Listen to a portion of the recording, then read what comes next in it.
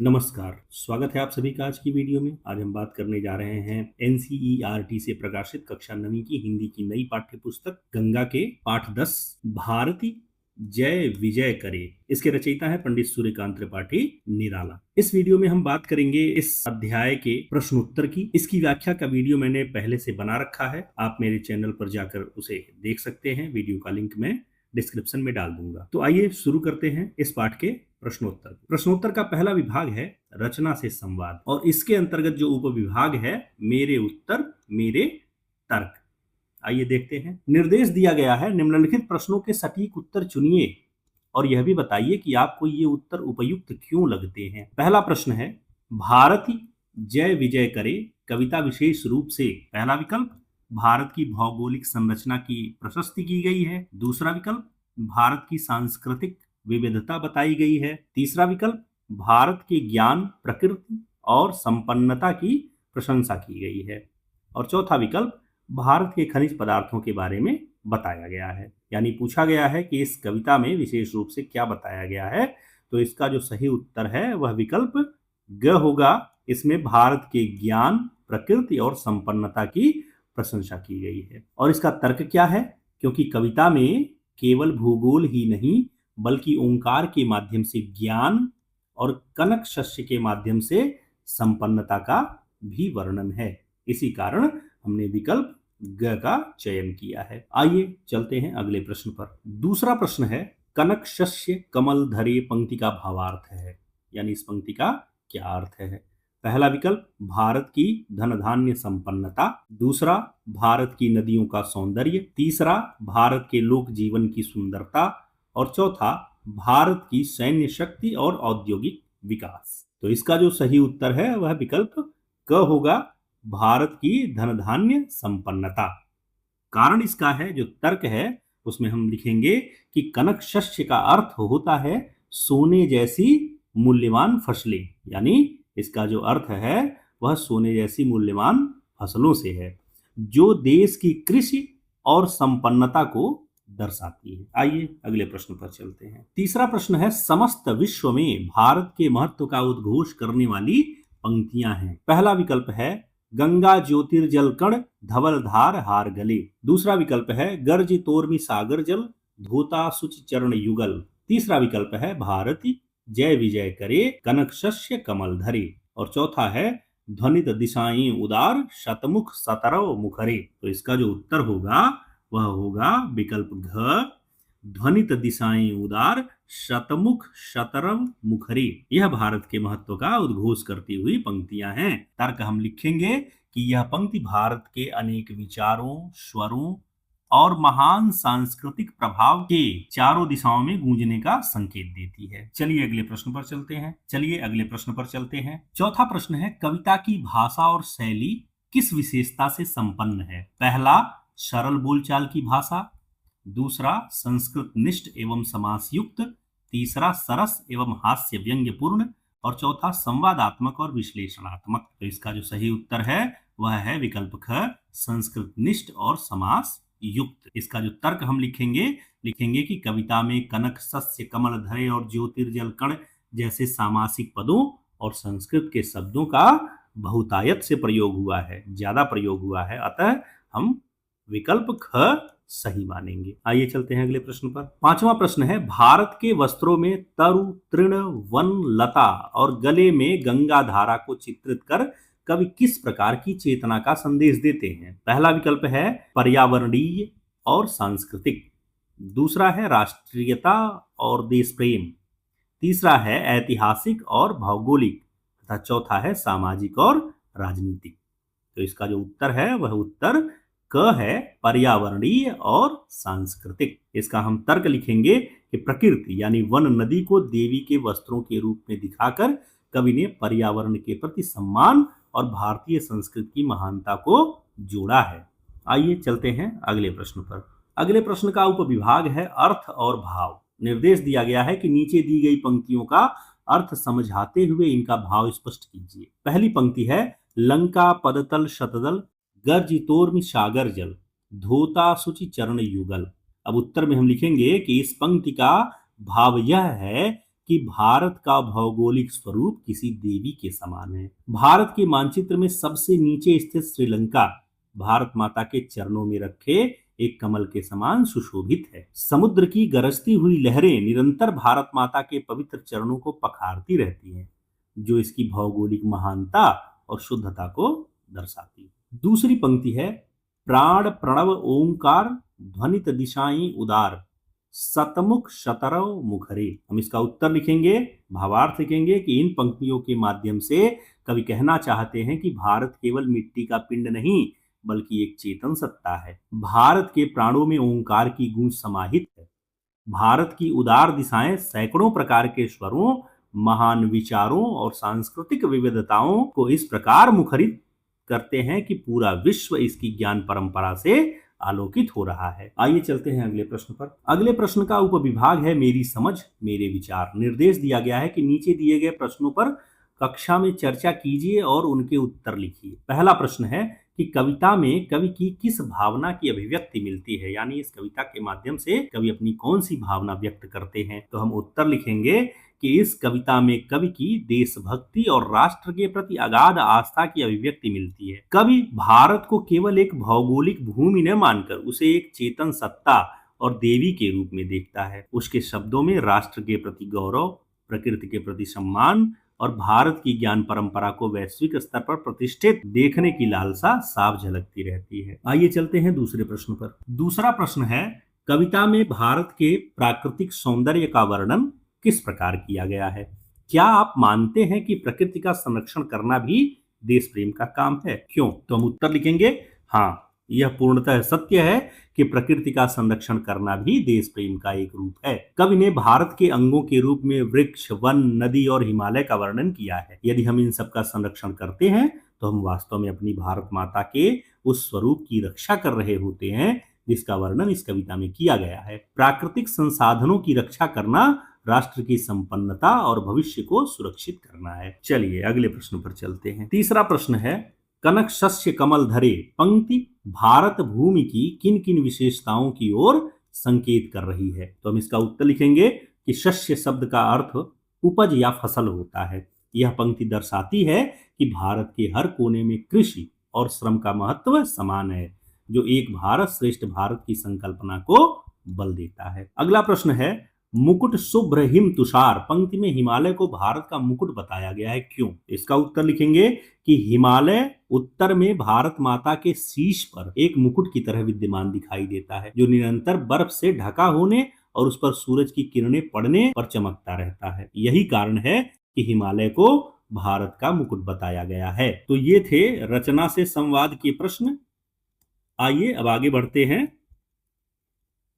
जिसमें हम विधा से संवाद की चर्चा करेंगे और इसके अंतर्गत पहला उपविभाग है कविता का सौंदर्य। निर्देश है कि नीचे दी गई पंक्तियों को पढ़िए। भारती जय विजय करे, कनक सस्य कमल धरे। इन पंक्तियों में कवि ने चित्रात्मक भाषा का प्रयोग करते हुए भारत भूमि का मनोरम चित्र प्रस्तुत किया है। इस कविता की कुछ अन्य विशेषताओं की सूची नीचे दी गई है। कविता में से उन विशेषताओं वाली पंक्तियों को ढूंढकर लिखिए। अब ये सूची दी गई है, एक तरफ विशेषताएं लिखी हैं, इसमें प्रकृति का मानवीकरण, आलंकारिक प्रयोग, समस्त पद या सामासिक पद का प्रयोग तथा संस्कृत भाषा का प्रयोग, ये विशेषताएं दी गई हैं। हमें इस तरफ इन विशेषताओं से संबंधित पंक्तियां ढूंढकर लिखनी है। तो आइए देखते हैं। उत्तर में हम लिखेंगे, पहला, प्रकृति का मानवीकरण, यानी जहां पर हम प्रकृति को मनुष्य की तरह दर्शाएंगे। तो यहाँ पर पंक्ति है, धोता सुचि चरण युगल स्तव कर बहु अर्थ भरे। अब यहाँ पर सागर को एक जीवित इकाई के रूप में दिखाया गया है, जो भारत माता के चरण धो रहा है।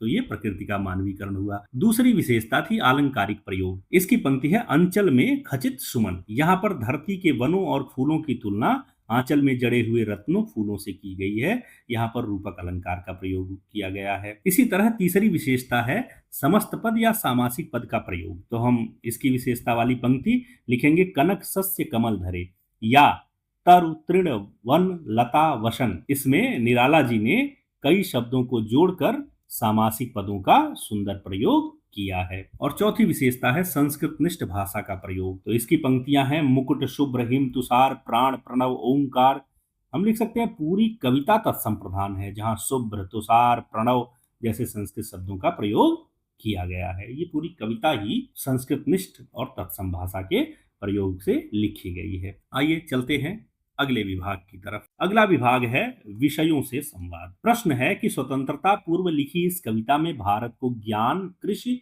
और संस्कृति के प्रतीक या परिचायक के रूप में प्रस्तुत किया गया है। वर्तमान संदर्भ में यदि आपको भारत को एक नए रूप में प्रस्तुत करने का अवसर मिले तो आप भारत की किन किन विशेषताओं और विविधताओं को सम्मिलित करेंगे? यानी तब की बात तब थी, अब अगर करना हो तो हम किन विशेषताओं और विविधताओं को शामिल करेंगे? तो हम इसका उत्तर लिखेंगे कि वर्तमान संदर्भ में भारत को नए रूप में प्रस्तुत करते समय मैं निम्नलिखित विशेषताओं को सम्मिलित करना चाहूंगा। पहला, तकनीकी प्रगति। भारत की सूचना प्रौद्योगिकी और अंतरिक्ष अनुसंधान जैसे इसरो की उपलब्धियां इसमें वैश्विक पहचान बनाई है भारत ने, तो हम इसको शामिल करेंगे। दूसरा, आधुनिक बुनियादी ढांचा।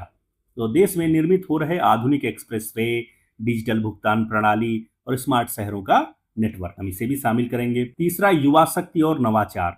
भारत के नए नए व्यापारों, पारिस्थितिकी तंत्र और युवाओं के लिए नए विचारों को एक नई शक्ति के रूप में दिखाना, तो मैं इसे भी शामिल करूंगा। और चौथा, वैश्विक नेतृत्व। वसुधैव कुटुंबकम की भावना के साथ साथ विश्व शांति और मानवता की सेवा में भारत की सक्रिय भूमिका को भी मैं नए भारत के रूप में प्रस्तुत करूंगा, इसकी विशेषताओं और विविधताओं के रूप में प्रस्तुत करूंगा। आइए चलते हैं अगले प्रश्न की ओर। अगला प्रश्न है, शतमुख शतरव मुखरे पंक्ति में भारत के विविध पर्व, उत्सव और रीति रिवाज किस प्रकार एक भारत श्रेष्ठ भारत की संकल्पना को साकार करते हैं? तो हम इसका उत्तर लिखेंगे कि शतमुख शतरव मुखरे पंक्ति का अर्थ है 100 मुखों से निकलने वाली सैकड़ों ध्वनियां। यह भारत की बहुभाषिकता और सांस्कृतिक विविधता का प्रतीक है।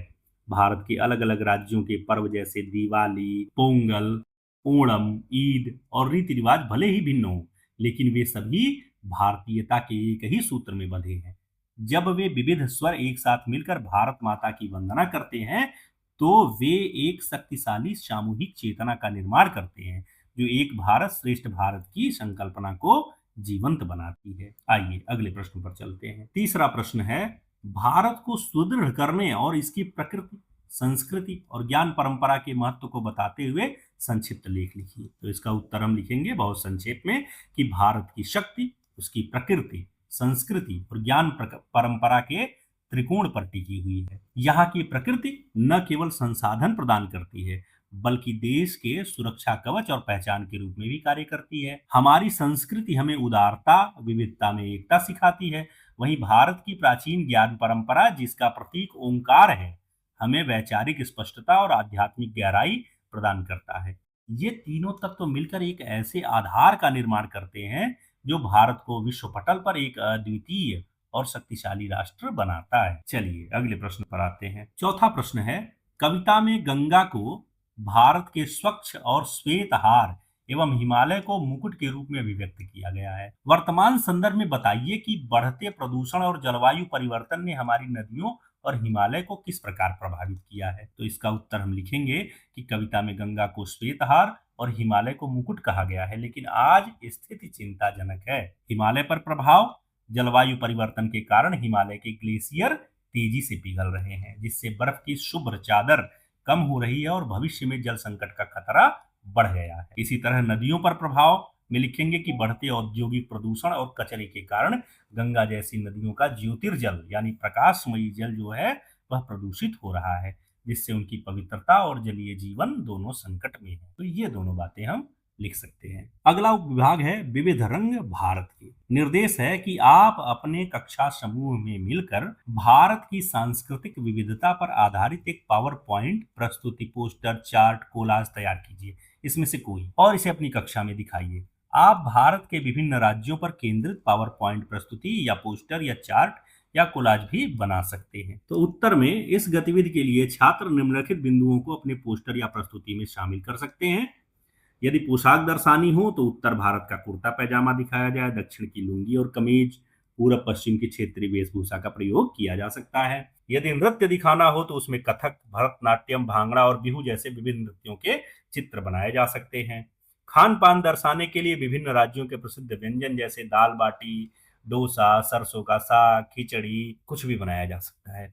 तथा वास्तुकला, निर्माण कला दिखानी हो तो दक्षिण के भव्य मंदिर और उत्तर के ऐतिहासिक स्मारक बनाए जा सकते हैं। तो इन बिंदुओं का प्रयोग करके आप अपना पावर पॉइंट, प्रस्तुति, पोस्टर, चार्ट, कोलाज बना सकते हैं। आइए चलते हैं अगले प्रश्न पर। अगले प्रश्न का विभाग है सृजन, और यहाँ पर पहला प्रश्न दिया है कि मान लीजिए आपको भारत को एक मनुष्य के रूप में कल्पित करते हुए सुसज्जित सजाने का अवसर मिले, तो आप अपने राज्य के किन सांस्कृतिक पारंपरिक वेशभूषा, आभूषण, चिन्हों, पुष्पों आदि को प्रयोग कर उसकी साज सज्जा करेंगे।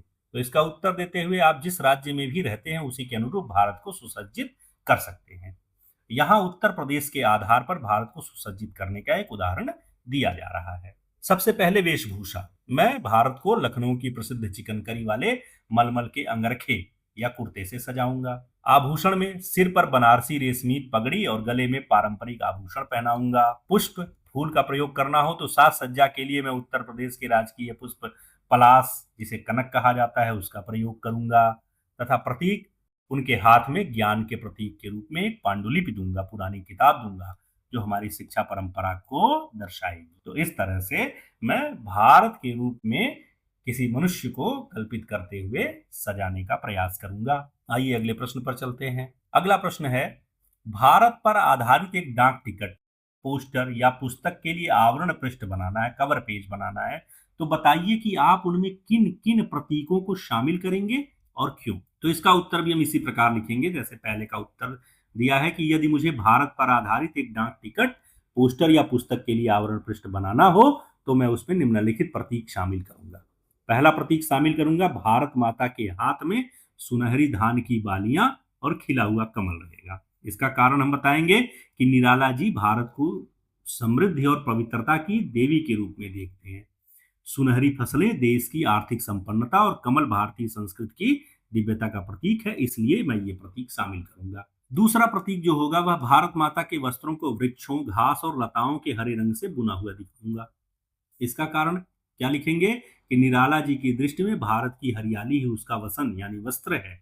यह प्रतीक पर्यावरण के साथ हमारे अटूट संबंध और वसुधैव कुटुंबकम की भावना को पुष्ट करता है। तीसरा प्रतीक दिखाऊंगा कि गले में मोतियों के स्थान पर गंगा की श्वेत चमकदार जलधारा का हार पहनाऊंगा, और इसका कारण बताना है कि गंगा भारत की चेतना और पवित्रता की जीवन रेखा है। धवलधार हार गले के माध्यम से हम भारत की वैचारिक शुद्धता और आध्यात्मिक प्रवाह को चित्रित करेंगे। अगला प्रतीक मैं प्रयोग करूंगा कि शीर्ष पर बर्फ से ढका हिमालय जो मुकुट की भांति सुशोभित हो। इसका कारण हम बताएंगे कि हिमालय केवल एक पर्वत नहीं बल्कि भारत का रक्षक और गौरव का शिखर है। यह अजेयता और अडिग संकल्प का प्रतीक है। तो ये सारे प्रतीक मैं अपने कवर पेज पर, अपने टिकट पर शामिल करूंगा। आइए चलते हैं अब अगले प्रश्न की तरफ। अगला प्रश्न है नदी की यात्रा। गंगा नदी अपने उद्गम स्रोत से लेकर बंगाल की खाड़ी में विलीन होने तक पूरी यात्रा के बीच में आने वाली प्राकृतिक, सांस्कृतिक, भाषिक आदि विशेषताओं का वर्णन करते हुए एक रोचक यात्रा वृत्तांत लिखिए।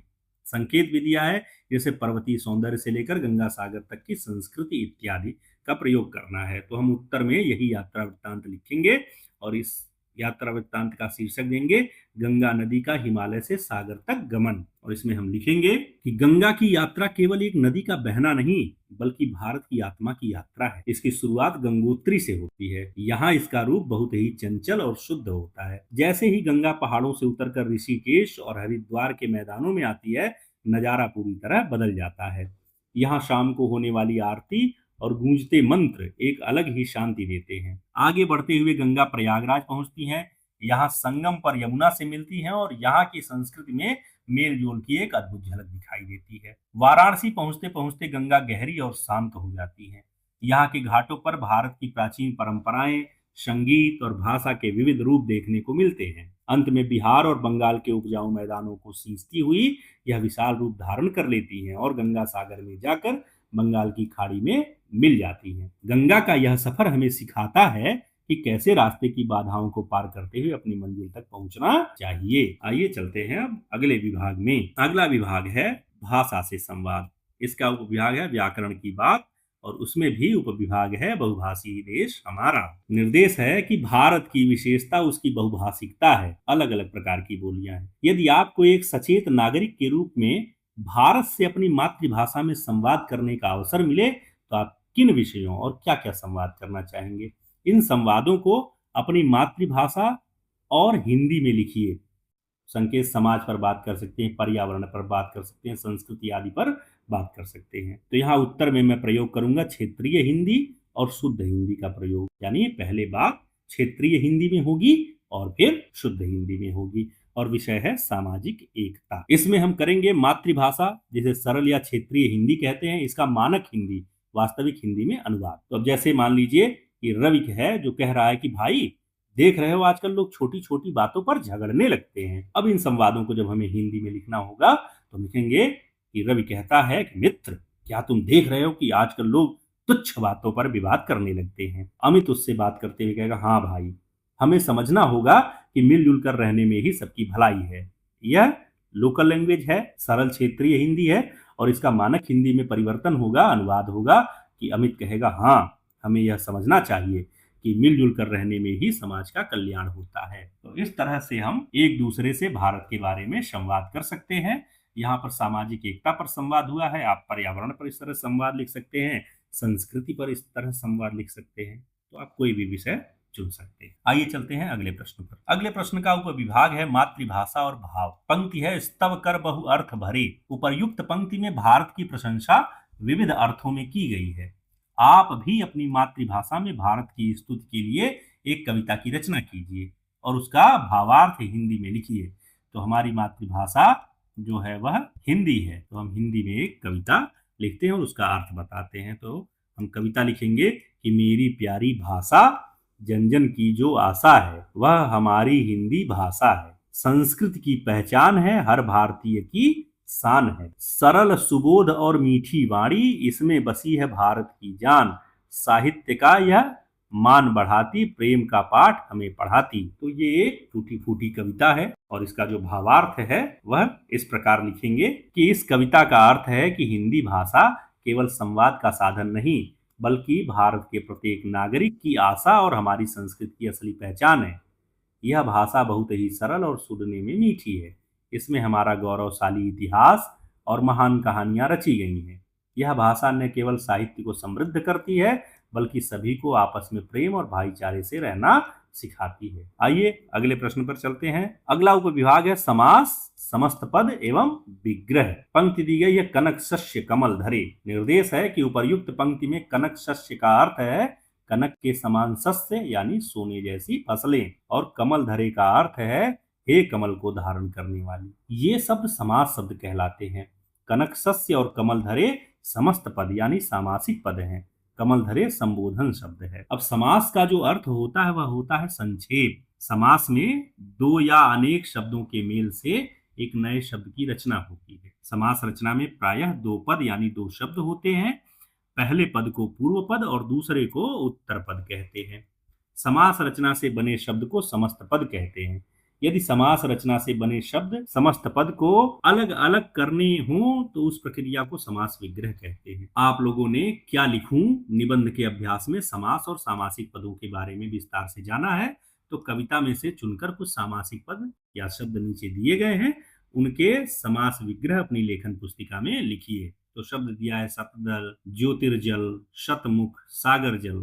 तो इसका जो उत्तर है हम लिखेंगे इस तरह से कि हम पृष्ठ पर कॉलम बना लेंगे। सबसे पहले हम लिखेंगे शब्द, फिर उसका समास विग्रह और समास का भेद या नाम। तो शतदल, शतदल का समास विग्रह होगा शत यानी 100, दलों यानी पंखुड़ियों का समूह। तो शतदल का अर्थ हो जाएगा 100 दलों यानी 100 पंखुड़ियों का समूह, और यह द्विगु समास होता है। इसी तरह ज्योतिर्जल का जो समास विग्रह होगा ज्योतित जल यानी चमकता हुआ जल, और यह समास होगा कर्मधारय समास। शतमुख, सत का अर्थ 100 मुखों का समूह, यह पुनः द्विगु समास होगा। और सागर जल यानी सागर का जल, यह तत्पुरुष समास होगा। अगला उपविभाग है अलंकार, समझ और प्रयोग। शतमुख सतरव मुखरे। उपर्युक्त पंक्ति में शतमुख और सतरव में श वर्ण की पुनरावृत्ति माने दोहराव हो रहा है, इसलिए यहाँ पर अनुप्रास अलंकार है। इसी तरह मुकुट, शुभ्र, हिम, तुषार। उपर्युक्त पंक्ति में हिमालय को भारत का मुकुट कहा गया है। वास्तव में हिमालय मुकुट नहीं है, लेकिन कवि ने कल्पना के बल पर उसे मुकुट का रूप दे दिया। इससे भारत की छवि भव्य और दिव्य बन जाती है। यहाँ गुण की अत्यंत समानता के कारण उपमेय में उपमान का अभेद स्थापित किया गया है, इसलिए यहाँ रूपक अलंकार है। यानी जहां पर दो वस्तुओं को भेद या अंतर में कमी के कारण एक मान लिया जाता है, वहां पर रूपक अलंकार होता है। तो ये निर्देश था। आगे प्रश्न है कि रैदास के पद पाठ में आपने अलंकार के विषय में विस्तार से जाना समझा है। अब निम्नलिखित प्रश्नों के उत्तर दीजिए। पहला प्रश्न है, कविता में जहां जहां अनुप्रास अलंकार आया है उन पंक्तियों को खोजकर लिखिए। तो इसका उत्तर होगा अनुप्रास वाली पंक्तियां कि धवल धार हार गले, इसमें ध और र, यहाँ पर ध दो बार और र दो बार आया हुआ है, तो इनकी आवृत्ति है, अतः यहाँ पर अनुप्रास है। इसी तरह शत मुख शत रव मुखरे, इसमें सवर्ण की आवृत्ति है। इसी तरह तरु तृण में त वर्ण की आवृत्ति है। वन लतावसन। दूसरा प्रश्न है कि कविता की उन पंक्तियों को खोजिए जहां रूपक अलंकार है, साथ ही यह बताइए कि कवि ने किस प्राकृतिक दृश्य या वस्तु को भारत का रूप मानकर चित्रित किया है। तो इसका उत्तर हम लिखेंगे पंक्ति, मुकुट शुभ्र हिम तुषार। चित्रण यहाँ क्या हुआ है कि यहाँ हिमालय की बर्फ हिम तुषार को भारत माता के सिर के मुकुट के रूप में चित्रित किया गया है। यहाँ बर्फ ही मुकुट है, अतः यहाँ पर रूपक अलंकार है। दूसरी पंक्ति है, धवल धार हार गले। यहाँ पर गंगा की धवल धार यानी सफेद धारा को भारत माता के गले के हार के रूप में चित्रित किया गया है, अतः यहाँ पर भी रूपक अलंकार है। तीसरी पंक्ति है, तरु तृण वन लता वसन। यहाँ पर भारत की प्राकृतिक हरियाली, पेड़ तिनके वन लताएं सबको भारत माता के वसन यानी वस्त्र या कपड़े के रूप में चित्रित किया गया है, इसलिए यहाँ पर रूपक अलंकार है। इसी तरह अगली पंक्ति है, लंका पदतल शतदल। तो यहाँ पर जो चित्रण किया गया है, यहाँ भारत के दक्षिण में स्थित लंका को भारत माता के चरणों के नीचे स्थित शतदल कमल के रूप में चित्रित किया गया है। तो इस प्रकार कवि ने भारत को एक देवी भारत माता के रूप में देखा है, जहाँ हिमालय उनका मुकुट है, नदियां उनका हार हैं और हरियाली उनके वस्त्र हैं। तो ये थे इस पाठ के सारे प्रश्नोत्तर। आशा करता हूं कि आपको समझ में आए हैं और आपके लिए लाभकारी होंगे। मिलते हैं किसी अगली वीडियो में, तब तक के लिए दीजिए विदा। यदि आपने चैनल सब्सक्राइब न किया हो तो कृपया कर लें, और वीडियो पसंद आया हो और लाभदायक हो, काम का हो, तो अपने जान पहचान के लोगों के साथ जरूर साझा करें। धन्यवाद।